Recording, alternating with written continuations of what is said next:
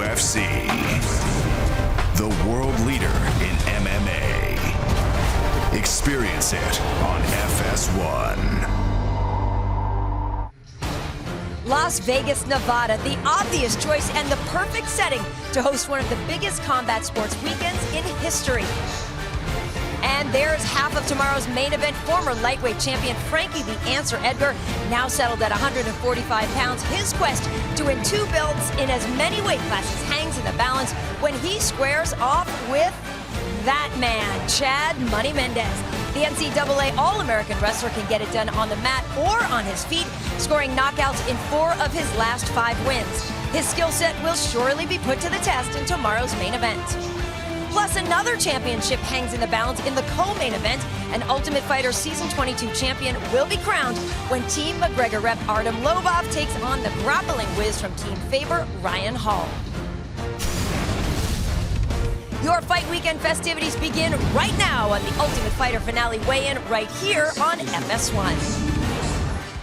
Hello everyone, I'm Karen Bryant and welcome to Las Vegas, your home for a trio of events over the course of 3 days. UFC Fight Night Namajunas versus Van Zandt tonight, the Ultimate Fighter finale tomorrow, and the long-awaited UFC 194 on Saturday. 3 great fights means we need 3 great analysts, folks. Directly to my left, the reigning, defending light heavyweight champion of the world, Mr. Daniel Cormier. Next to him, of course, we do have the UFC's all-time significant strikes leader, Mr. Michael Bisping. And on the end, not to be left out, Mr. Ariel Helwani, our UFC insider. Now, DC, I hope you got your beauty rest, because it is a massive weekend and we're going to need you at full speed. Look at this face, Karen. It's like I found the fountain of youth. I can't tell if it's my belt or the excitement of this weekend that's making me younger. It's going in reverse, Michael. You know, you never fail to surprise me. The biggest week of fights in the history of the company, and DC's talking about himself. Would you believe it? But it is true. It's historic. It's unprecedented for the UFC. In the span of 3 nights, 34 fights will be put on right here in Las Vegas. Never been done before, and can't wait to kick it off, guys. All right, well, I tell you what, folks, in tomorrow's main event, we're going to see Chad Money Mendes take on Frankie Edgar. Both of these men tried in the past to dethrone the featherweight king, Mr. Jose Aldo. Both of them were unsuccessful. Of course, if they want another shot at him, they're in a must-win situation tomorrow. So let's talk about Frankie Edgar, DC. How would you sum up his game? Because he really can do it all. Complete. He's a complete mixed martial artist. He can strike with the best of them. He can wrestle with the best wrestlers. He's got great grappling and jiu-jitsu.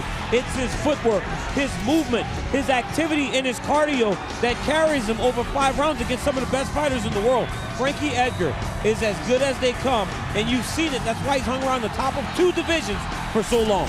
You're right, he is as good as they come, but I tell you what, he's going to have to be on his A game tomorrow night because Chad Money Mendes is just as good. And after that loss to Conor McGregor, that is completely eating away at him. That haunts him at night. He went into that fight on a 2-week camp and he feels he was robbed in some ways. So he's very, very motivated in this fight. Skill set wise, I think he matches up very well with Frankie Edgar and probably has more power in the punches. So, you know, a very close fight. And you know, guys, when Frankie Edgar finally decided to move down to 145, the entire MMA community said, we need to see 3 fights for Frankie Edgar. We need to see the Jose Aldo fight, we saw it. We need to see the Uriah Faber fight, we saw it. And we need to see the Chad Mendes fight. We're finally getting a chance to see that fight. I feel like we've been talking about it for at least 3 years. Yeah, it's something that has been in the making for a very long time and is sure to please tomorrow. Of course, also in the co-main event, Michael, one man is going to join your fraternity of Ultimate Fighter winners. We've got Artem Lobov, the European, taking on the American Ryan Hall. Yeah, that's right, Artem Lobov. He was the guy that lost the elimination bout to get into the house, but he was thrown a lifeline from Dana White and Conor McGregor, and then since he came back, he really made the most of that second chance, knocking out everybody in devastating fashion. And how does he do that? He walks forward, his hands low, his chin up in the air, but he swings. And it's not the prettiest thing, it's not the most technical, but it's very, very effective. And then on the flip side, we've got Ryan Hall. Couldn't be any different. He wants to take the opponent to the floor and look for yet another heel hook. It really is striker versus grappler. And it's great to finally get the show to finish on a note of one representative from each team. We'll see who gets to fight for ultimate glory and the championship. The stage below us is about to go off for the weigh-in. Mike Goldberg is the man on the job today, so we're going to send it down to the stage. Take it away, Goldie.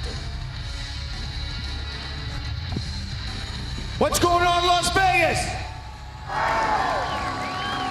Got a bunch of beauties, our leaders, our fine president. welcome to the official weigh-in for tomorrow night's Ultimate Fighter Season 22 finale at the Chelsea at the Cosmopolitan. We got a great fight card tonight. Tomorrow, the Ultimate Fighter. Frankie and Chad will be here in a moment. And then Saturday on pay-per-view. All right, let's get it started. In the lightweight division, Chris Gritzmacher against Abner Yovaris. There he is. They call him the Skull Man. Barcelona zone. You see that accent? Barcelona. That was very good, Ariel. Barcelona made it to the final 8 this season of the Ultimate Fighter. Of course, part of Team McGregor, Team Europe. 30-1 as an amateur boxer. In fact, he actually tried out for the 2012 London Olympics, didn't make it, and that's when he really started to focus on mixed martial arts. He's won 4 in a row prior to the show. He's been fighting actually since 2004. He's actually one of the vets from this season. And like I said, made it to the final 8, had a pretty good showing, but looking to really cement his place in the UFC here tomorrow night, guys. I like the accent, Ariel. Barcelona. 155 for the Skullman. And his opponent, Chris Gritzmacher.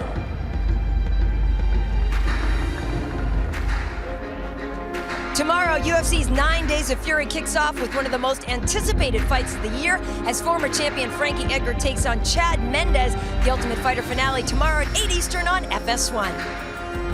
Chris Gritzmacher was the guy on the Ultimate Fighter that actually won his preliminary fight. Quarterfinal matchups are announced. They left him out because they said his fight wasn't exciting enough. Hold on.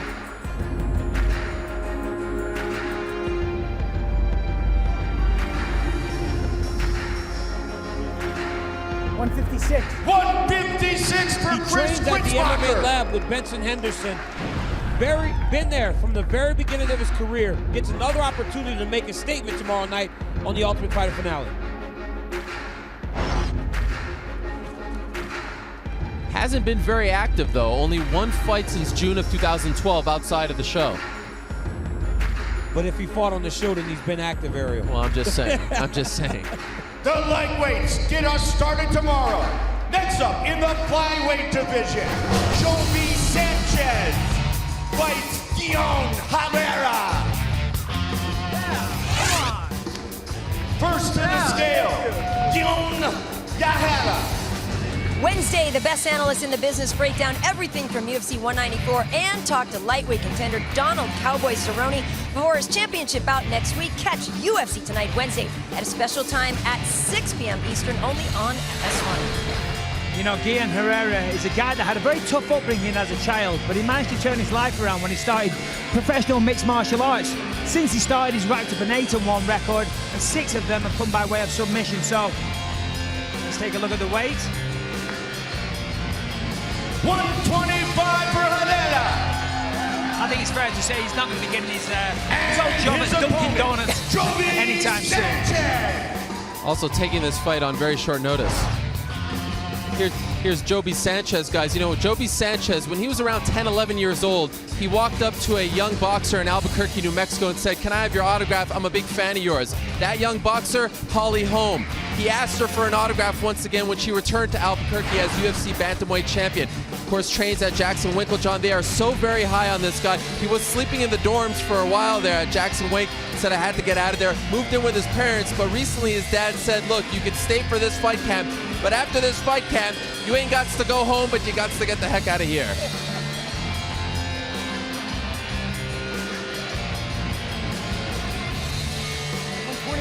$126 for Ariel Joby Helwani, Sanchez. that is why we call you the hippest reporter in MMA. Well, thank you.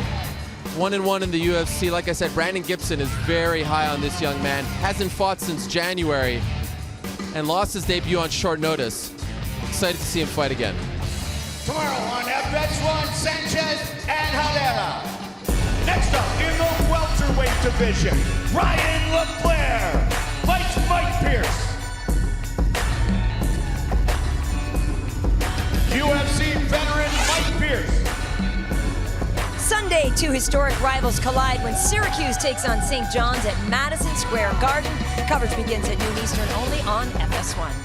The Cuse. I like it, Karen. That's your alma mater, Yes. yeah? There you see Mike Pierce. He hasn't fought since October of 2013. Of course, we remember that fight against Husimar Palhares. Suffered a nasty torn ankle ligament and sprained MCL, but it was an injured hand that actually really kept him on the sidelines. 170 and a half. 170 and a half for Mike Pierce. A broken left hand, to be exact. Finally back and healthy.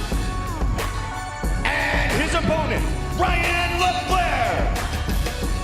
Ryan LaFleur has been around for a while. He's had 5 fights inside the UFC, but this is only the second time that he's fought inside America. He's fought in Sweden, he's fought in Brazil a couple of times, and he says that that really affected him when it came to his weight cut. This week he had 15 pounds left to cut, and he said it was nice to be able to go out there, buy the foods that he knows and is familiar with, so therefore his weight cut can go correctly, and he blames that partly on his loss to Damian Maia. Said that the weight cut didn't go so smoothly.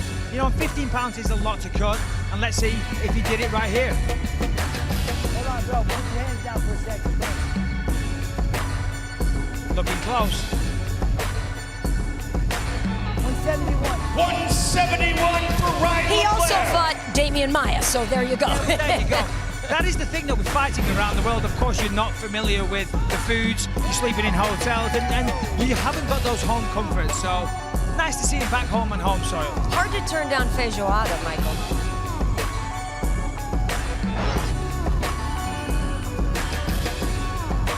See LaFleur still representing Belmore Kickboxing on Long Island, but also trains at the Jacko Hybrid Center in Florida as well. Ryan LaFleur and Mike Pierce. Up next in the heavyweight division, Gabriel Nepal Gonzaga fights Konstantin, the Russian Bear Yirokin. First to the scale, the Tonight, Russian don't Bear, miss Fox Sports Live as Jay and Konstantin Dan bring you Yirokin. all the news and highlights from a full day in the world of sports, plus a look at all this weekend's UFC action. Fox Sports Live tonight at 11 Eastern, only on FS1.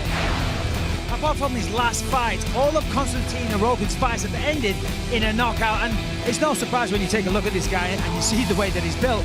Fighting out of Moscow, Russia. Expect Konstantin to try and keep this fight standing against Gonzaga. Gonzaga is a world-class jiu-jitsu player, many submissions on his record. Konstantin, as I said, always likes to go for the knockout and swing those big hands. Big thighs, too. Michael. My goodness. It's going to be hard to chop those down. Let's stop there. Congratulations. 230 pounds for the Russian Bear. And his opponent, Gabriel Nepal Gonzaga. Gabriel Gonzaga, one of the guys that has been in the UFC for the longest amount of time. We think that he's a Brazilian Jiu-Jitsu guy. He's a real good black belt. But 9 of his wins have come by knockout. Gabriel Gonzaga has never won a fight by decision. All finishes over the course of a long career. Right now, he's searching for consistency. At times, he looks like a world beater, and at times, he doesn't fight to his potential. But if he can be consistent, he can win this fight tomorrow and start to move back towards the top of the heavyweight division.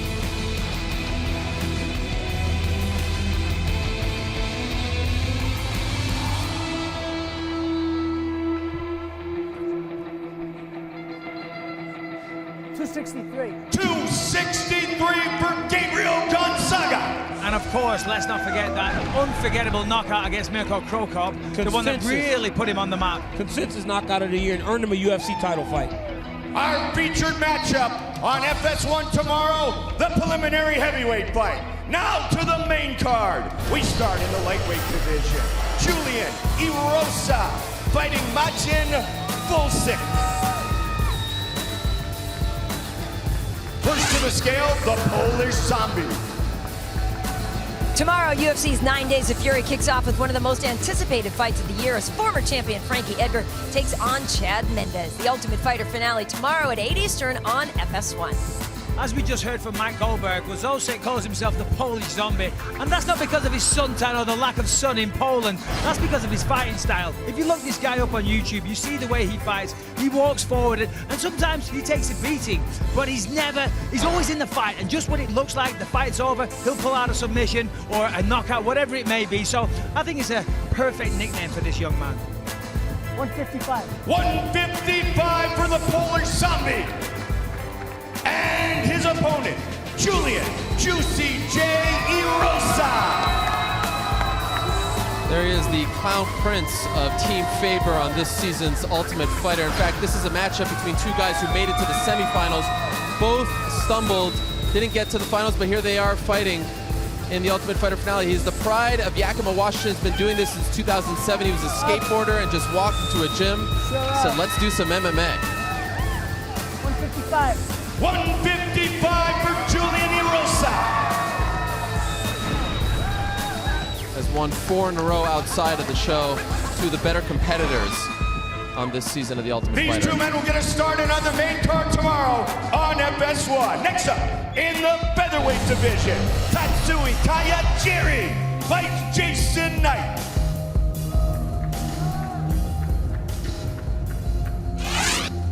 First to the scale, Jason, The one and only the Colin Knight. Coward is bold, unique, and outspoken, and you can see him on The Herd every weekday at noon Eastern, only on FS1. Jason Knight wasting no time.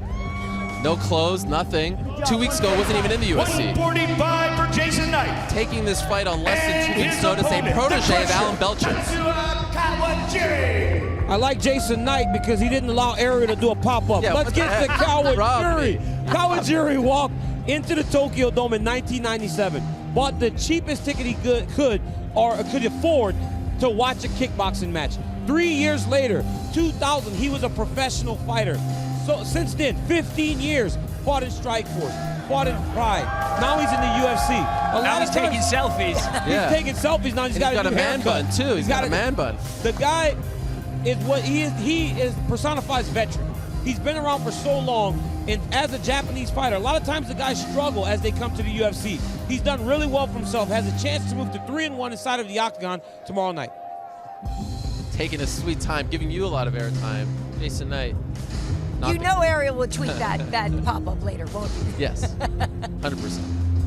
146. 146 for Kawajiri. As much as I like Kawajiri, he just went up in my book because of that. No pop-up for Helwani. DC gets to work. But in all seriousness, he is a pioneer, a he's legend. unbelievable. It almost still feels kind of surreal seeing him in the Every UFC. time you see him in the UFC because of his fights and Right. Pride going back. Dream, Shudo, everything. Yes. Featherweight matchup tomorrow on FS1. Up next, the Battle of Veterans in the lightweight division. Joe J-Lo Lozon fights Evan Dunham.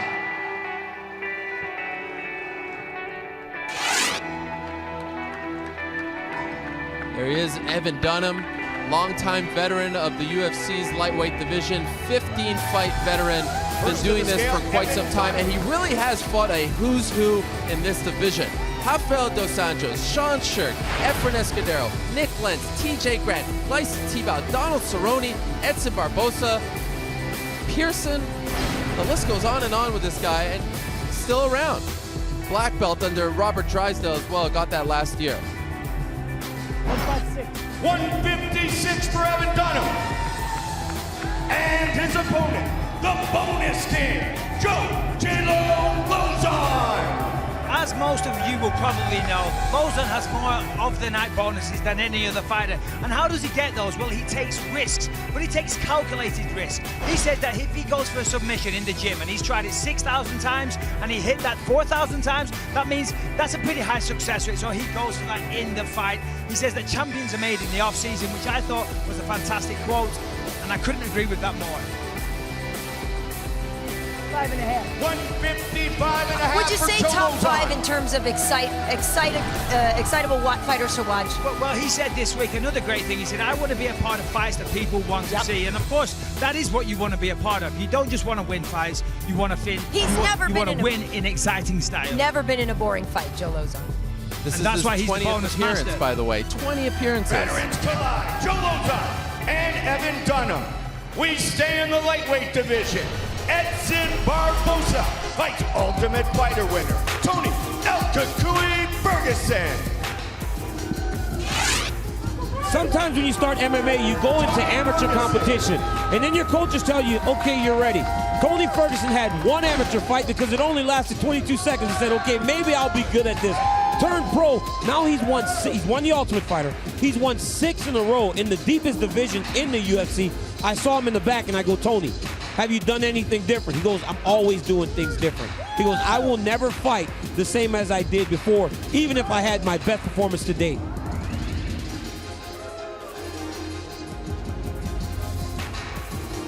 $156. 156 for Al Kukui. They say he's unorthodox. Unorthodox is shooting low singles inside the octagon. He said that's his best takedown. One of the most dynamic strikers in the UFC. Edson Barboza told me yesterday that, you know, it feels like we've always wanted to see him go on a run. He'd win a couple in a row, then lose one, couple in a row. He feels like now he has finally put it all together. He's extremely confident, living full-time in the U.S. Predicts that in 2016 he will be the champ. 155 and a half. 155 and a half for Edson. What do you guys think? I think that this is a fight that I would have put cold hard cash down for, and we're lucky enough to get on FS1. And Barboza taking it on somewhat short notice as well, replacing Khabib Nurmagomedov. A lot of people say Ferguson is a future champ. I actually agree with that statement. I think he's fantastic. Both guys. Up next, it is the lightweight final of season 22 of The Ultimate Fighter. Artem Lobov fighting Ryan Hall. To find out who will become the next Ultimate Fighter. Ryan Hall walked into a studio a couple years ago with Kenny Florian, and he was a jiu-jitsu guy. And Kenny said, this dude's gonna fight, and he's gonna be very successful. He said Ryan Hall will do things that you've never really seen in the octagon. And that's exactly what we experienced on the show. You saw him jumping for heel hooks. You see him emotionless. You see a guy that is going into the fight to finish 155. his way and not apologize for it. Another opportunity for Hall. Big chance to finish this show in the way that he thinks he should. Well, here he is, the comeback kid, Artem Lobov. You know, he's had some up and downs throughout his quite long career that he's had, but we've seen a resurgence lately. Of course, he won 3 times on The Ultimate Fighter, but I think being with Conor McGregor on that world tour, flying around in a private jet, nothing's going to motivate you to turn your fight career around than that. You want a piece of that, and you know that you're within, you know, a grasp of that. It's right there for the taking. That is going to motivate you truly, and that's why we've seen the rebirth and the success for the Russian Hammer of Artem Lobov. Lightweight finals tomorrow. Guys, I love this fight.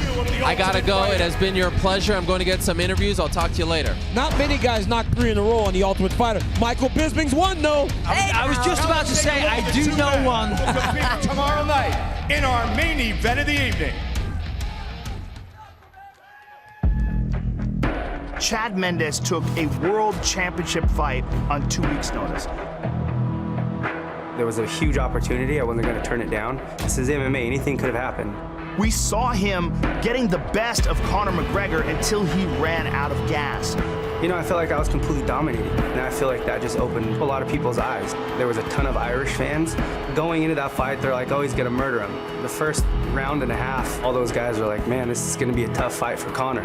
Chad pretty much had his way with him for the first, round and a half, I'd say. In that second round, he went for the guillotine. Conor was able to get up, and he sensed blood, and he just went in for the kill because Mendes really had nothing left. I just thought in that position, I would have been more prepared. That fight haunts Chad, and he desperately wants another shot at both Conor McGregor and at Jose Aldo. He needs to get past Frankie Edgar to show that he's the next in line for the world title. It's going to be bananas, this fight. A lot's on the line for both of us. He's gunning for the same thing I'm gunning for. This is a fight that is going to put one of us right back in line for the title. That's my ultimate goal. That's my dream. I've been so close multiple times, and I have to win. This fight comes down to who wants it more than the next guy. I believe where I'm at right now in my career, I could beat anybody in the world at 145. Frankie is ferocious. Most fighters wilt under the pressure that Frankie puts on them. Frankie Edgar finishes! I anticipate a war. After this fight, there could be nothing else anybody can say that I don't deserve a title shot.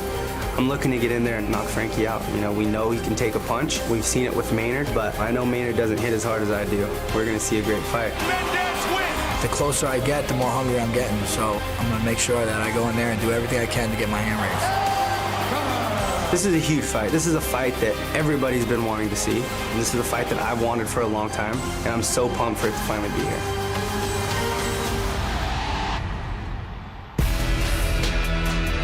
This is a collision of two of the best featherweights in the world. First to the scale, Chad "Money" Mendes. Chad Mendes is in a very unique situation here. A lot of times you lose 3 championship fights, you're done. But if you can beat a Frankie Edgar, a guy that's been considered one of the best in the world, Chad Mendes will earn another title shot. Chad Mendes, unbelievable wrestler, very good striker, tremendous athlete, very fast for his division. He took the hardest fight he can get. This one may be tougher.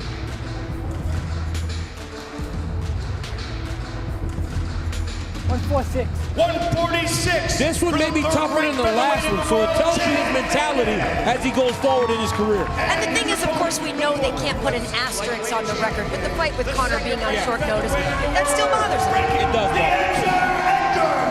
Aldo McGregor. Frankie Edgar is sick of hearing those two names. That's all he's seen. It's all about the promotion. Aldo McGregor. He feels he's overlooked by the promotion. He feels that he isn't getting the recognition that he deserves. And the only way to get that is to go out there tomorrow night and destroy Chad Mendes and take his title shot. 145 and a half. 145 and a half for Frankie Edgar. Frankie Edgar is one of the greatest fighters that we've ever seen step inside of the octagon. He feels constantly disrespected because, he, as you said, he believes he should have fought for this championship by now, and he feels he can beat either one of those guys fighting in the main event on Saturday night. You know, it's understandable, of course, why the UFC are promoting Aldo McGregor, but this fight, you know, is just as good in some respects. First off, Chad "Money" Mendes, another great matchup at 145. You've always fought the highest caliber fighters in the world. Frankie Edgar, another one of those guys. Yeah, man, I'm super excited for this fight. You know, this is a fight that, in my opinion, is going to put the winner right back in line for that title. So it's all about getting in there and getting it done. A lot of respect between you guys. Good luck tomorrow. Thank you, sir. Chad Mendes, the former champion, Frankie Edgar. Frankie, you desperately want to get back into that prime position to become perhaps the third man to win a belt in 2 weight classes. You got to get past Chad. How do you do it? You know, just by showing up and being myself. You know, I had a great camp. I prepared like I always do, and I'm ready to push that pace and get that win. You love the matchup? I love it, man. It's just going to be great for these guys, great for our team. It's going to be a good night. Frankie "The Answer" Edgar, tomorrow night on FS1, live from the Cosmopolitan, The Ultimate Fighter Season 22 finale. Edgar.